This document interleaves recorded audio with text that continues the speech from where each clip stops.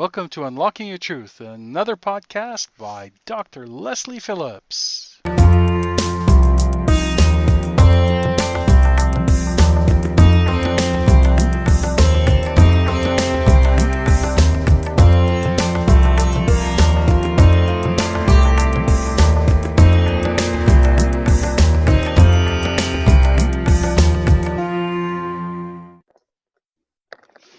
Well, hello everybody, and welcome to Unlocking Your Truth with Dr. Leslie and Corey. Hello, everyone. And we're broadcasting live from 101.7 FM from CIVL across the Fraser Valley from the unceded territory of the Stolo Nation. Well, welcome everyone to tonight's edition of Unlocking Your Truth. And if you're a regular listener, then you know that this show is all about metaphysics and spirituality. We love to delve into the mystical, the intuitive, and all of those wonderful, wonderful, wonderful things. And tonight is no exception. We've got a wonderful show planned for you today, and we have a fabulous guest. And we're actually going to talk about a subject that I realized we have never talked about on the show before, and I was really surprised that we hadn't. And, you know, I think we're close to 300 shows now, and we have never, ever addressed the topic of dreams. And yet, dreams is something that we all have in common. And, you know, most people at least have a dream that they can remember having. And it can be a really amazing window into the intuitive side of life, into the spiritual side of life. It can be a window into experiencing yourself, not as you usually do in your waking consciousness and your physical body. So I'm really delighted to have our guest today. Her name is Pamela Cummins, and she's going to inspire us and help us take a journey into the secret language of dreams and help you to start understanding your dream messages. So if you're baffled by your dreams, you're in the right place this evening, because we are going to help you unlock the truth of your dreams, unlock the secrets of your dreams. Now, Pamela, she specializes in teaching you to turn your dreams' nighttime messages into daytime wisdom. And she educates you how to empower yourself and empower your relationships. She specializes in dream interpretation, love and relationships, and spiritual growth. And she's the author of 5 books and a card deck called Pairs for Humans. And she's got 2 websites, PamelaCummins.com and LearnDreamInterpretation.com. So we're very, very excited to have Pamela on the show. Welcome to Unlocking Your Truth, Pamela. Thank you so much for having me. I'm very excited to be on this show. What an honor. So thank you. Yes, and we were chatting before the show, and it seems we have a lot in common, because both of us, in our journey to awakening our spiritual gifts, the first place we started was with our dreams. So can you perhaps share with our listeners a little bit about your background and your journey and how you got into this? Okay, sure. You know, I've always been a dreamer. I can remember a dream when I was 5 years old, when a boy I had a crush on, we were running away from a witch, and we ended up on like a wire, running away, and I was terrified. So I've always remembered my dreams. But like so many people, I thought they were nonsense. They really didn't mean anything, and I'd make fun of them. And I never really got into what they meant. I also had psychic abilities as a child, but it just wasn't safe for me to explore them. So I learned to shut them down and not trust them. And back in 1989, I started my personal and spiritual journey. And that's when my dreams really started coming out. And I knew that they had wisdom in them, and intuitively I knew that they had wisdom in them, and I needed to look at them because a lot of it had to do with things that had happened in my childhood, and I needed to resolve those issues. All right, so I went to a therapist who specialized in dream interpretation, and we used to, every week, she would help me interpret my own dreams. And as I did that, my psychic abilities really started coming out, and it's called precognitive dreams, and basically it's premonitions or, you know, things that are going to happen in the future. And honestly, my therapist at the time, this was back in the early 90s, was not into that. She did not like that I had these spiritual dreams, and that's when we started ending our therapy sessions. But those dreams helped me, I guess you could say, get to know me. Is a good way of putting them. And before you knew it, as I trusted the symbols that I was getting in, and I learned my own, and it is really a secret language. It's much easier to learn Greek or Spanish or another language than it is your dream language, because it's so symbolic. But as I started to understand that, it came out into my everyday life, my psychic abilities. And that's where I started, and I started as a hypnotherapist, and I was always interpreting my friends' dreams, and then my family, and it just became part of my business. Thank you. That's fantastic. It's funny, while you were talking, you reminded me, I'm like you, I can remember dreams from when I was really little. The first dream I remember, I still remember to this day, and it was, it sounds bizarre, and I think I was only actually about 3 years old, but I was being chased by a Christmas tree. I was being chased by a Christmas tree down the hallway of the house. That's so amazing, isn't it?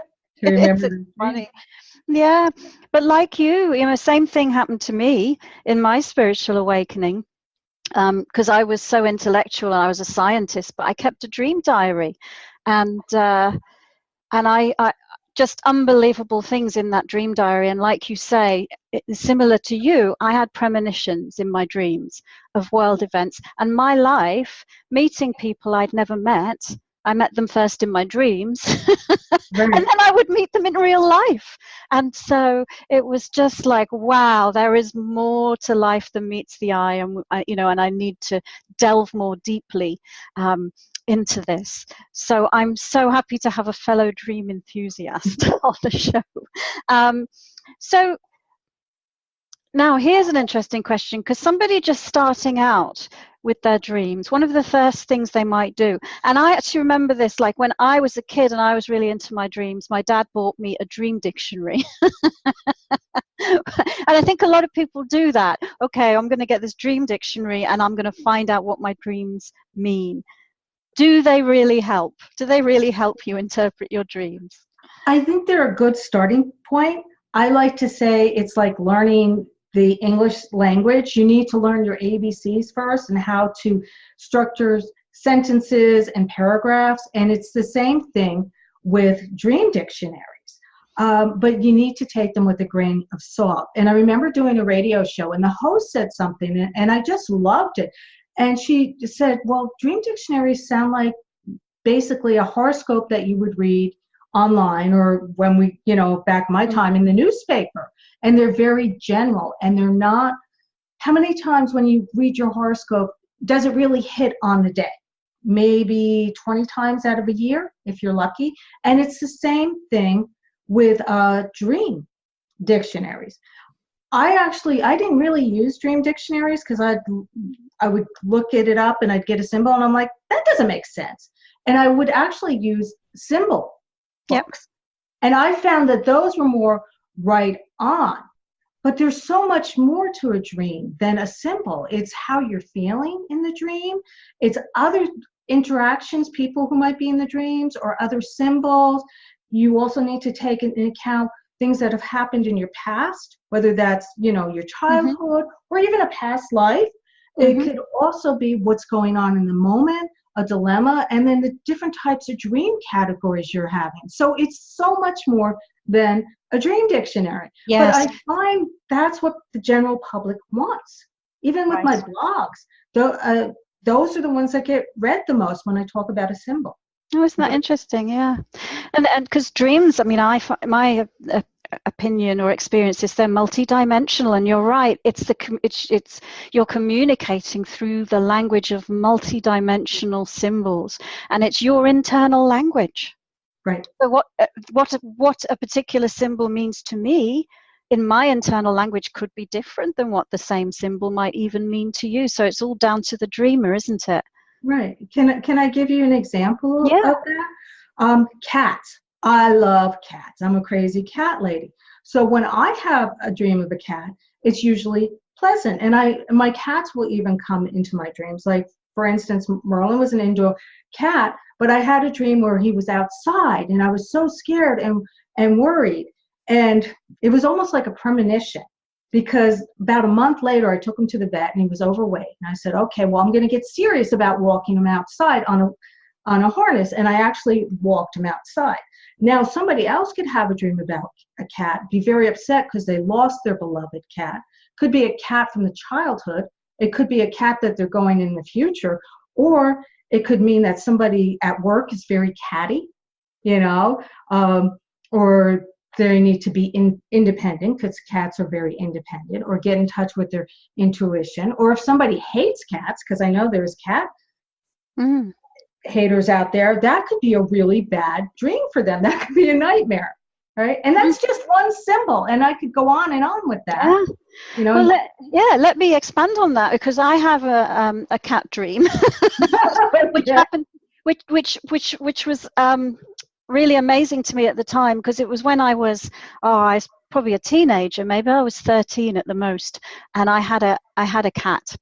And in my dream, I dreamed about my cat, and my cat was walking with a limp, and its front paw was swollen like a giant balloon. And I loved this cat so much that, like, I woke up from the dream and I was convinced there's got to be something wrong with my cat. So I got up in the middle of the night and I opened the door, because the cat was outside, and shouted for the cat to come. And eventually the cat came, and I looked at the cat and I looked at its paws, and I was like, oh, it's all right. Its paw looks all right. And then I realized it had got its front paw stuck through its collar. And so telepathically, in my dream, I got the message that my cat needed some help disentangling its paw from its collar. and I'm sure, because cats are very intuitive, they are so psychic. And I bet your cat, because that's one of the way it was communicating, was actually crying out, or meowing out, if you want to say, for help in your dream. Yeah, so it's amazing. So for people who are just starting out, they're interested in their dreams and they want to learn the secret language, the inner language, their own inner dream language. How can they start? Where should they begin? Well, first of all, they need to remember their dreams. Okay, I mean, that's important. That's the one thing I hear all the time, is I don't remember my dreams. So they need to remember them, and they can just say, I will remember my dreams. I will remember my dreams, over and over before they go to sleep. Write a letter to themselves. I will remember my dreams. Do a meditation of them. Remember their dreams. But it's really important to have some kind of journal. That's really important, because I know for myself and for many people I hear all the time, I remember it for a minute and then it's gone. So the nice thing about a dream, whether you write it down, you record it, these days a lot of people use their smartphone. If you're an artist, you can draw it, whatever. Get the dream down. Now, I realize people have busy lives, okay? It's hard to wake up and you got to get to work, and your animals want to be fed, the children want to be fed, people want attention. But even if you just write the highlights in the dream, and the most important thing is your feelings. Yeah. Okay? That's really important. You can look up the symbols, but also be aware of what's going on in my life right now. Okay? Who are the characters in the dream? Does this remind me of anything of the past? And obviously, when you have time, it's kind of hard to do that first thing in the morning. later on, you may just want to sit in meditation and really think about the dream. Okay? And some dreams are very baffling. I've been doing this, since the early 90s. I still have dreams that baffle me. I'm human. And other dreams, boom, I get it right away. But the more you write down your dreams, one, it helps you to remember your dreams easier, but you'll also see the pattern. Okay? For instance, I used to dream about like a mouse when I first started really paying attention, like a mouse crawling through the house all the time. Okay? And, that sounds kind of weird, right? If somebody has a pet mouse, talk about symbols, they're going to like it. But for me, the mouse was kind of sneaky and quiet, and it represented somebody in my house, when I was growing up, which was, somebody very quiet and stuff. So to see the symbols being repeated over and over again helps. Great. Well, thank you. We're going to take a break, and after the break, I just love to find out more about your experience of working with people in their dreams, and what kinds of dreams are typical kinds of styles of dreams that people have. So listeners, you've been listening to Unlocking Your Truth with Dr. Leslie and Corey and our guest Pamela Cummins, and we're having a fabulous show this evening all about dreams.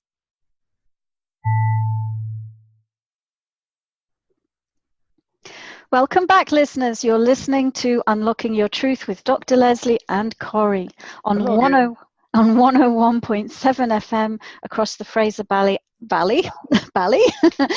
And also we have a guest this evening, Pamela Cummins, and we are talking to Pamela about dreams. And before the break, we were talking about where to get started, and how important it is to have a dream diary or to record your dreams. And again, I have a little story to share about my own journey, in that's exactly what I did. I kept a dream journal, and then I had a little recording device that I used to keep under my pillow. And I trained myself before I woke up completely to be able to press the on button, dictate the dream, and so I didn't lose the dream content. And eventually I got to the point where through the night, as I was asleep, I would press the button, say my dream in my sleep. And in the morning, I would have about 4 or 5 dreams recorded on my recording device. And I would listen to them.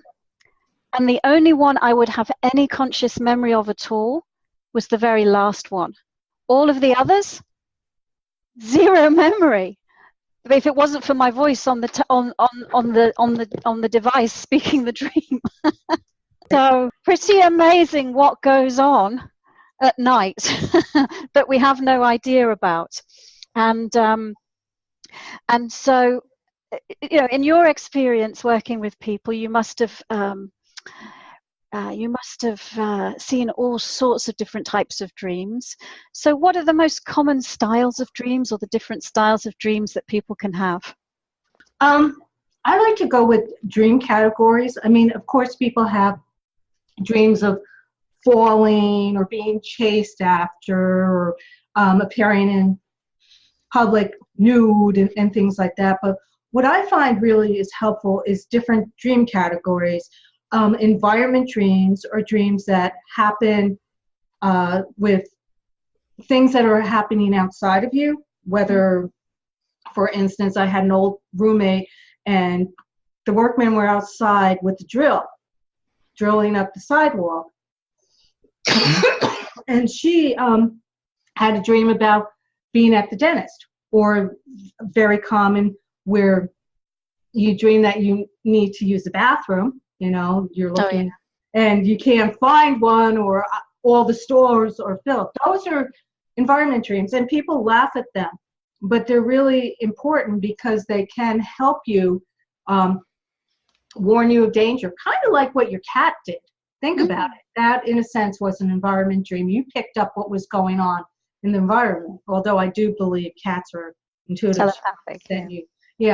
Another thing I find is solution dreams, which I love. where they're having an issue and they have this dream and they don't really realize it until they talk to me. But the dream is giving them a solution to problems that they're going on. For instance, one woman kept on having a lot of dreams about the house that she was living in, being outside, being sold, having to pack. And really what it was is where she was living, she was renting a place where the house was on the market for like 3 years, and it was time for her to go. And it gave her some solutions of where to go too. I won't go into the depth of that, but solution dreams are really powerful. Yeah, and sorry to interrupt, there are some very famous dreams that are solution dreams, aren't there? Like, because I have a scientific background, I love all the stories of all the different famous scientists coming up with their scientific aha moments through their dreams. Whether it's Albert Einstein and E=mc², that was through a dream. Kekule, who discovered the benzene ring, that was through a dream of a snake swallowing its tail. I think the guy who invented the sewing machine. Yes, Elijah Howe. Yeah, that was through a dream. So they are, dreams like that can change the direction of where we even go as humans. Right. In fact, I have a question for you. Was it Albert Einstein who used to, when he had a problem, would hold like 2 metal balls in his hand, and then he would like think about it, fall asleep, and one of the balls, eventually as he leaned forward, one of the balls would fall out and he'd wake up to get the solution? I don't know. I've never heard that story, but it could be him, or it could be Nikola Tesla, because he was the other amazing scientist that he used to, it's almost like he had his dreams going on in the background while he had what he called the laboratory of his mind. And I think before he went to sleep at night, he would set an experiment going, and then he would leave it going, and then he would look to see what the results were before he did an experiment in his lab. So I've never heard the one about the balls. Could be Einstein. Okay. Could be Tesla. Okay, just I heard that a long time ago from my hypnosis teacher. I remember it, and that always stood out in my mind. But it makes sense. Yeah. Cool. Anyway, we were going through the different types of dreams, and we talked about environment dreams and solution dreams. Right. Recurring dreams. When you're having the same dream over and over and over again, and people are like, "Why am I having the same dream?"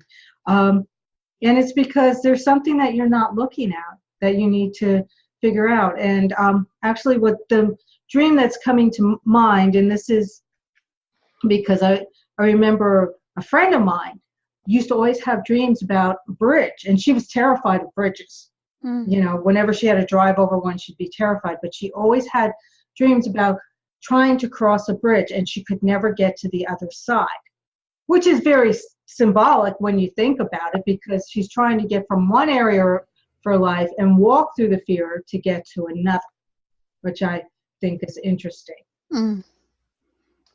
Corey, did you have a question? Yeah, not a question, but a question sort of. I have a friend of mine, and his son was an indigo child, or is an indigo child. He's not much of a child anymore, but he's an indigo child.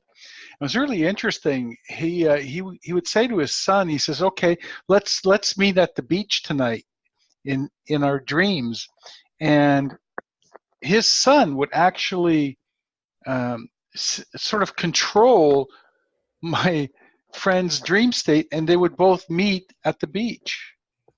It's very interesting, very powerful. How does that happen? Okay, honestly, that's not my specialty. No, but that's okay. That sounds like lucid dreaming.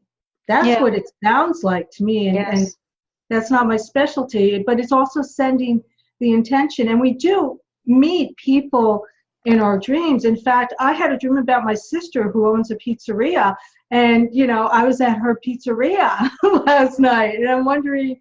And this morning, it felt like I think I went into her dream. So honestly. I have, sorry to interrupt, a comment on that, in that my journey with my dreams eventually took me to being a part of a dream group, and we used to meet every week, and we trained ourselves to meet in our dreams, and we trained ourselves to go and have group dreams, and also to re-enter dreams that we'd had, or if someone had had a dream, for all of us to re-enter the dream that they'd had. So I think that, Pamela's right, Corey. It's a kind of a lucid dreaming or astral travel, and actually training yourself to be conscious in your out-of-body experience. Yeah, that's more or less what it is, because they could do it. They could do it at will. I just found it amazing that they can do that. Last night I had a dream that I was trying to make pudding for a party, and water kept on getting into it somehow. Oh, maybe you can help Corey interpret the pudding dream. That would be fun. Okay, Corey. What was the feeling though when you had with the water? Frustrated. Frustrated. Okay. So to me, all right, like the pudding, okay, is food. It's substantial, okay, but it's also sweet, okay. So are you feeling frustrated with something that's going on in your life that you want to create, but is not coming out the way you want? Because water is emotion, okay, but it's also overflowing, and it's not going in the direction that you would like to go. I do. Yeah, I do actually. Okay, I'm not getting exactly what it is, and that's okay. What's important is that you understand it. Oh yeah, I work in the film industry as an extra, and I just changed agencies, and I'm not getting any roles. I'm not getting anything coming from this new agent. Okay. Frustrating. Yeah, and you want to create something sweet. And I just got a message for you, and I'm not saying to leave this new agent, but I'm getting that you need to do something on your own.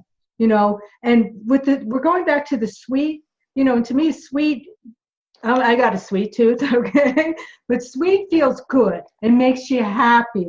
You savor it. You enjoy it. So create something you enjoy, some kind of project on your own. Okay? Thank you. Oh, you're welcome. My pleasure. Well, that's great.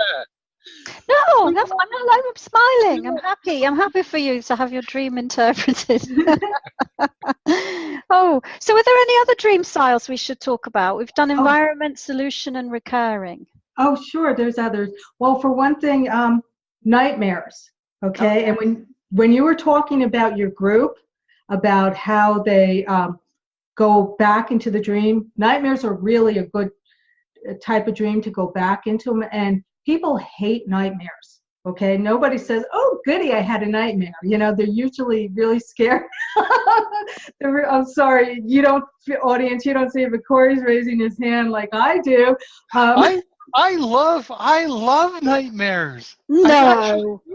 Yes, I love scary dreams. I think scary dreams like monsters and stuff like that, I think they're phenomenal. I've never had a dream that had a scary dream like that has frightened me. Never. Well, then it's not scary if it doesn't frighten you. Yeah, but that's what I mean. I've never had a scary dream. It's weird. I've had scary life experiences, but not scary dreams. So you met one finally. Yeah. Okay. And I'm gonna laugh if you have one tonight, and I'm just kidding. But nightmares that scare people. Okay, and people are like, why do I have this? And it's usually you need to look at an issue in your life. For instance, I'm thinking of one client who she kept on losing her purse, and to her that was really scary. Okay, and her ex-husband was there. Okay, and he popped in, and she's like, where's my purse, and that was scary to her. Okay, I mean, obviously it's not as scary as somebody chasing after you with a knife, but it was scary to her. And basically what it was is she was afraid of losing her identity, and her ex-husband, she did lose her identity when she was in the marriage. So that was that's an interesting dream right there. Cool. So apart from nightmares and the other ones we talked about, are there any other dreams? Oh, of course there are. There's body and health dreams. Okay. Let me share one with you. And this happened a long time ago. I can't even remember when, a really long time ago.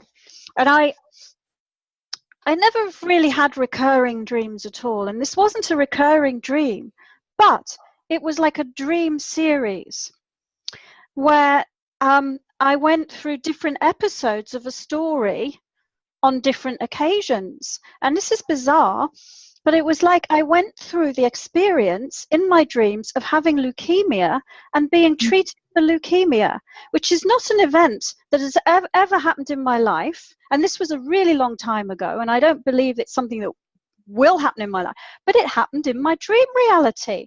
That's bizarre.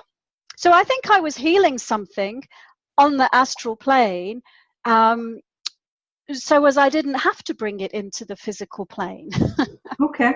Yeah, that could be one thing. It could also be a past life. And I'm just throwing this out there. It could also be that maybe there was someone you weren't aware of and, you know, going into their dreams, or someone that knew casually who was going through that, or you could have been healing them.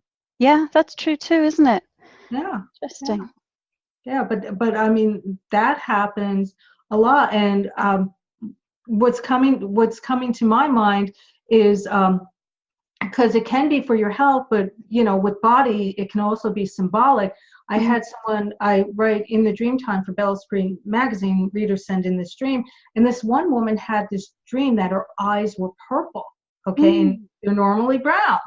So she was like, what does that mean? And to me, what I picked up intuitively is, you know, when I think of purple, I think of spirituality, you know, either your third eye or your crown chakra, and that she was going more into the spiritual, and she was seeing things with spiritual eyes. So cool. That to me was really interesting.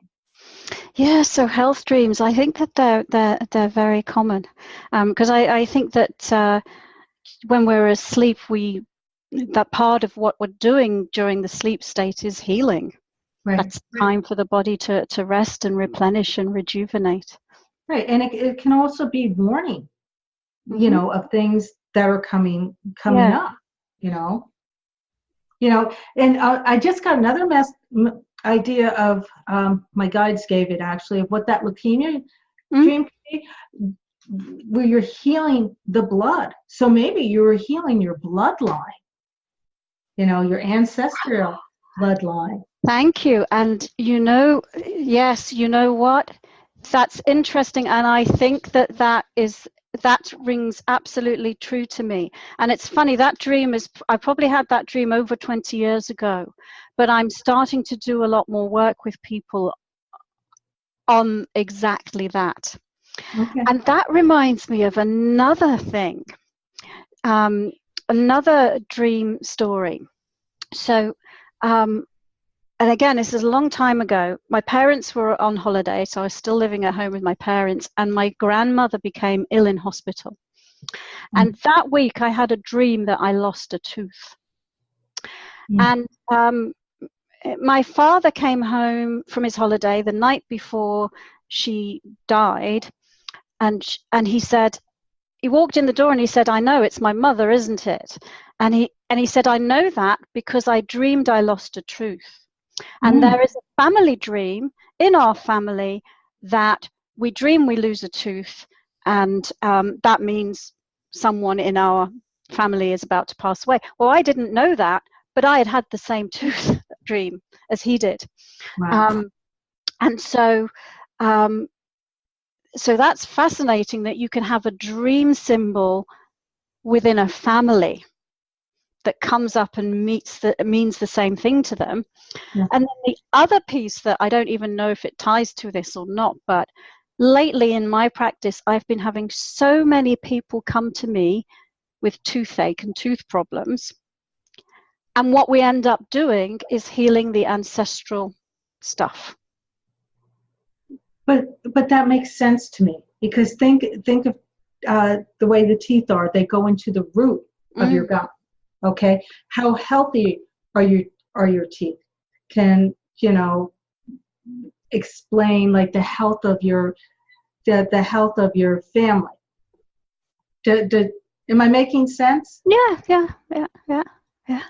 Well, I think we might have to go to another break. This is fabulous. I don't think we're going to have enough time to to talk about it all.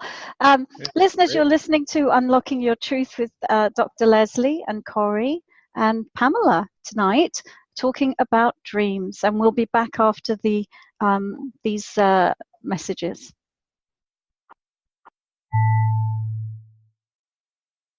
Welcome back, listeners, to Unlocking Your Truth with Dr. Leslie and Corey, and our guest this evening, Pamela Cummins, because we are talking about dreams and dream interpretation. And I'm really enjoying the discussion. Are you, Corey? Have you got any questions? Absolutely wonderful. We're not giving you a word in edgewise most of the time. No, here, it's a topic. I know it's a topic that excites you quite a bit. And just as a clarification, we have done 4 podcasts on dreams. Have we? Yeah. Gosh, I don't even remember. Oh well. Yeah. That's great. Well, then there's lots of material, listeners. You can go and Google in the podcasts, and you'll get this one and a bunch of others. Then yeah, maybe you should dream about it tonight.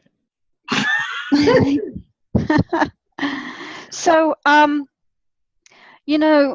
one question I'd like to sort of is ask you about, because I know, as well as dreams being your passion and helping people with their dreams, you also help them with relationships. And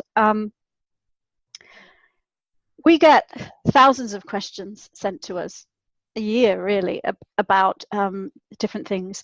And the number one question we get is about life purpose. But apart from that, the next most common question is about relationships. We get so many questions about relationships. We're inundated with questions about relationships. So how can paying attention to somebody paying attention to their dreams help them in their relationships? Can it help them? Oh, absolutely. Absolutely. A dream that comes to mind is a client of mine had this dream where she was in the kitchen and she was with her mother and the boyfriend she was dating at the time, and her ring finger, on her left hand, for where you would have a wedding ring, there was a burn mark on it. Mm. And to me, I instantly knew that meant that this man was not right for her. She thought, oh, this is my soulmate. But, with a burn mark on your ring finger, he was not right for her. And, to please realize that and in time move on from him. And she argued with me. Oh, no. He's my soulmate. I know he's for me. And I said, okay. And I let it go, because you can't make people see what they don't want to see. And 6 months later, she got in touch with me, and you were like, you were right. He wasn't right for me. So that can help you. A personal dream I had of mine, which was really amazing to me, was when I was in my 30s, and I had this dream of a man where I was in a gymnasium, and he was really into me. Like I could tell, like he wanted to date me, but there was something inside that said, stay away from him. And I met him about 3 to 6 months later at a party. And it was amazing, because he was really into me, and I made the mistake of giving him my number, and I went out with him, and I got the same feeling, ooh, warning, stay away. And I learned later from some other people, he had been married 3 times already, and he was only in his early 30s. So obviously there was some kind of issue there, Yeah. So that's one example, but it really helps. It can help you know who to date. It can show you red flags of people. It can show you that you need communication in your relationship to move forward in a relationship. I actually had a dream with my mate, to give him some time and to move forward with him. So those are just a few examples. It definitely helps. And another thing, people will women will have dreams, and men too, of who they're going to meet and who their life mate is. Right. Which I find interesting, which is like a precognitive dream.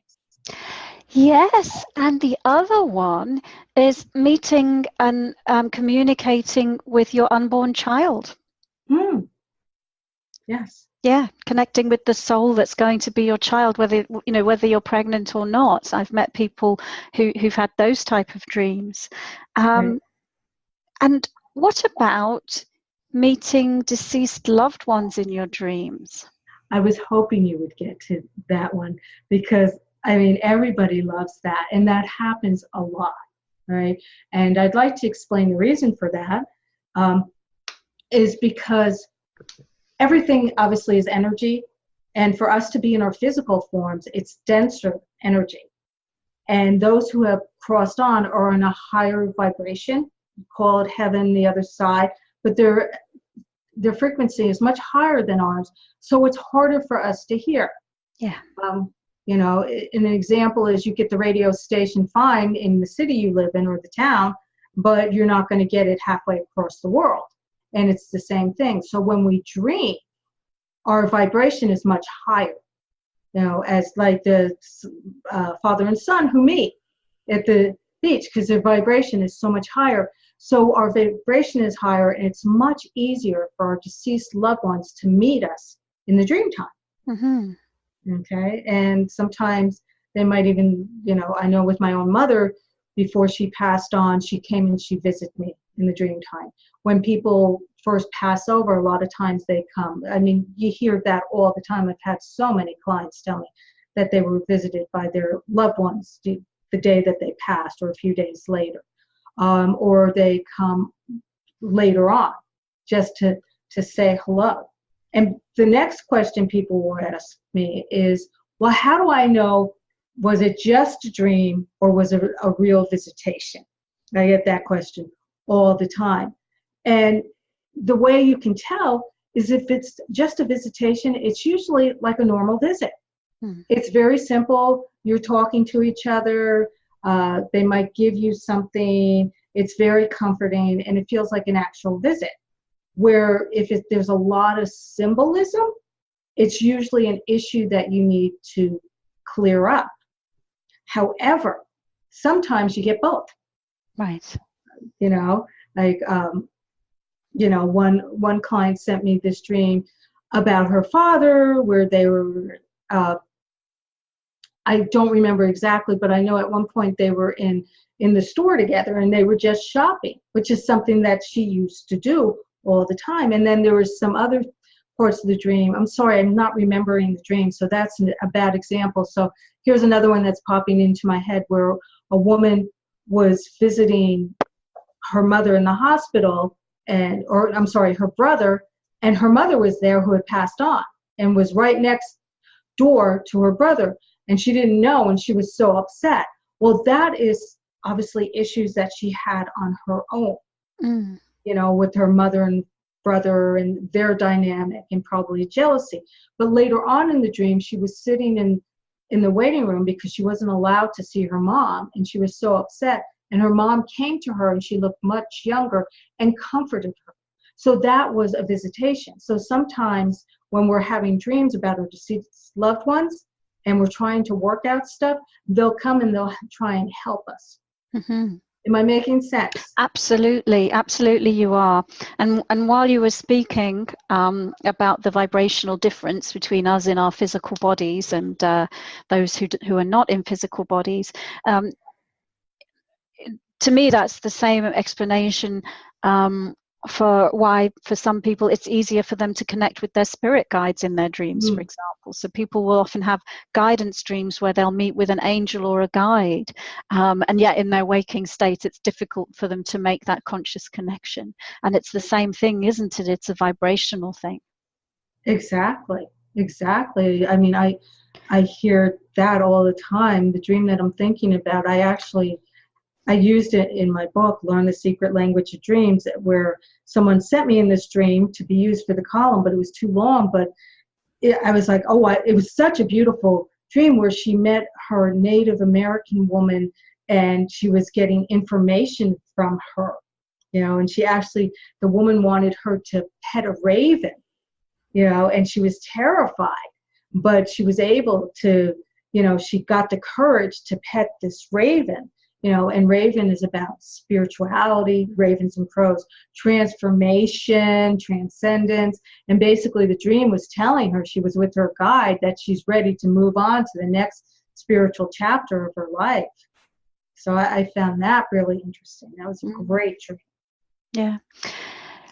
Let me share, and I've just finished writing a book, and it's about psychic abilities, but there's one section on premonitions. And it reminds me a slightly different twist on this. There's a woman that whose story I shared a bit in my book, and she used to work in an intelligence agency, and then she retired, and she started having premonitionary dreams about terrorist attacks. And but the way that she would have her dreams that were premonitions is that she would actually inhabit the body of another person who was going through the experience. So, for example, I think there were some bombings in Tunisia or something like that, and she experienced being a person who was there at the holiday resort. Then, afterwards, when she woke up and it was on the television that they were reporting of this event that actually did occur, she saw the person that she'd been being interviewed about the terrorist attack on the television, which is just amazing, consciousness. Oh, So I don't know whether you've ever come across anything like that, but I think that's very the first thing that came to mind is that it really shows how we're all one. But the other thing that comes to mind is I'm thankful that I don't have the dreams of terrorists and tsunamis that other of my clients have. Yeah. But I know that many of us will have dreams that we're someone else. Yes. Okay. And that's what I thought, whether that's a past life or it's someone living now or in the future. Sometimes it's easier to dream that we're someone else so we don't have to deal with the realities of our lives. It's easier. It's that denial that comes in. It's easier for us to handle. But that's what immediately came to mind, is that we're all one and we need to have those other experiences. Yes.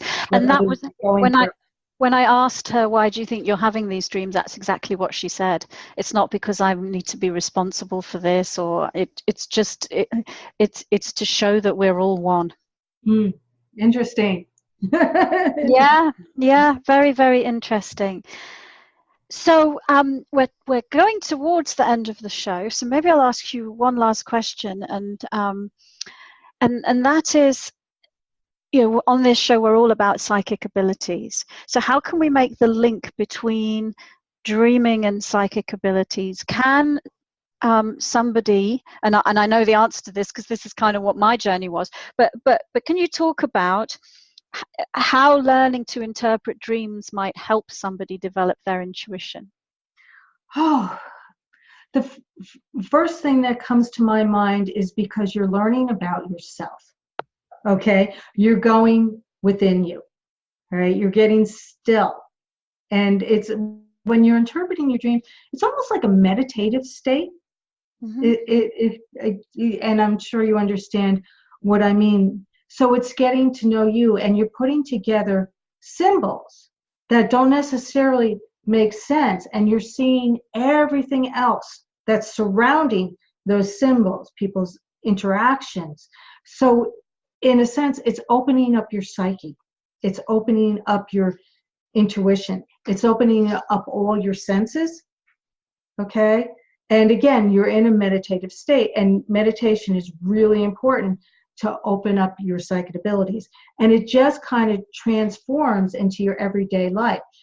I can't scientifically say it's A, B, and C. I know that I've experienced it. Other people tell me little bits of how it has helped them. I hope I'm making sense. Am I making sense? Yes, you are. And I think that when we dream, we're using a different language, and we're using the language of symbol. That's the language of spirit. Your intuition is the language of spirit, and it also happens through symbol.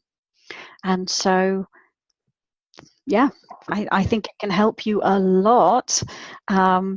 Learn how intuition works, learn how clairvoyance works.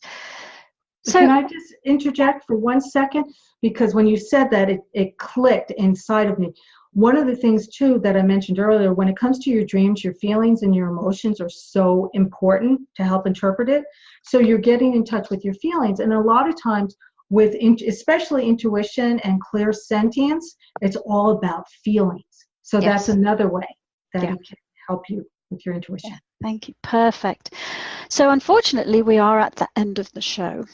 So I want to ask you, if our listeners want to get in contact with you, if they've got a dream that they really want some help with, where can they find you? How can they get in touch?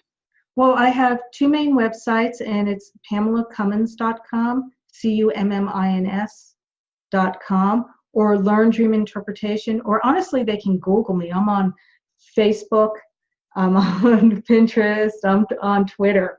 So I'm and did you say you have a magazine column as well? Well, it's not mine. It's Belle Esprit magazine, but I write 2 columns for it. Cool. Yeah. Yeah, cool. And we didn't ask you about your books. Maybe you could just briefly tell us about your books before we finish.